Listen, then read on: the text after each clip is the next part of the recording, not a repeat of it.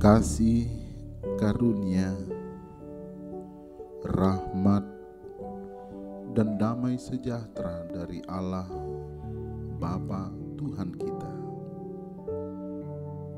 dan anaknya Tuhan Yesus Kristus menyertai kamu sekalian. Amin. Saudara yang terkasih, dalam nama Tuhan Yesus Kristus, renungan buat kita pada hari ini, Selasa 11 Mei 2021, dari Yakobus pasal yang pertama ayat 6a. Hendaklah ia meminta dalam iman, dan sama sekali jangan bimbang. Demikian firman Tuhan.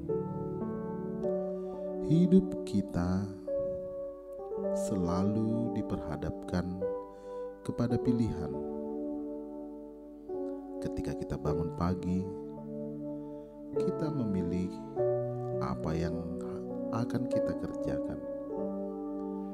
Kita memilih kemana kita mau sekolah. Orang sakit pun memilih kemana dia mau berobat. Yang akan menikah pun memilih siapa yang akan menjadi pasangan. Para pekerja pun ketika gajian memilih untuk apa gajinya diperbuat. Jemaat pun memilih kemana dia menjadi anggota jemaat. Setiap waktu dan dimanapun kita berada, selalu diperhadapkan terhadap pilihan. Itu sebabnya kita harus berhati-hati dan berhikmat dalam menentukan pilihan kita, agar pilihan itu tidak menjadi sia-sia dan tidak berguna.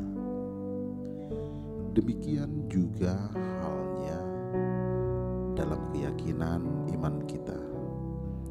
Kadangkala kita meminta sesuatu kepada Tuhan, tapi belum lagi permintaan itu dijawab, kita sudah menggantinya dengan permintaan yang lain. Dan belum juga dijawab Tuhan karena pengaruh dari omongan orang lain yang mengatakan, "Mengapa kau meminta itu? Akhirnya kita pun mengganti lagi permintaan itu kepada Allah.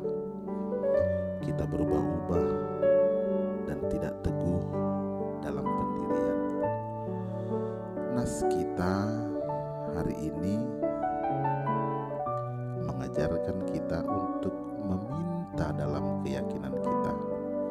Artinya kita harus meminta yang benar dan meminta dalam keyakinan dan motivasi yang benar, bukan untuk memuaskan keinginan kita, tetapi biarlah kehendak Allah yang terjadi dalam hidup kita. Ketika kita meminta dalam keyakinan yang benar, kita harus yakin dan percaya. Jangan pernah ragu jika meminta kepada Allah. Markus 11 ayat 24 mengatakan, "Karena itu aku berkata kepadamu, apa saja yang kamu minta dalam doa, percayalah bahwa kamu telah menerimanya, maka hal itu akan diberikan kepadamu." Ragu-ragu itu menandakan iman kita yang goyah. Kita tidak yakin kepada Tuhan. Itu sebabnya Yakobus mengatakan bahwa orang demikian tidak akan menerima apapun dari Tuhan, dan orang yang mendua hati tidak akan tenang dalam hidupnya. Iman kita harus teguh. Kita harus yakin kepada Tuhan dalam iman dan kepercayaan kita.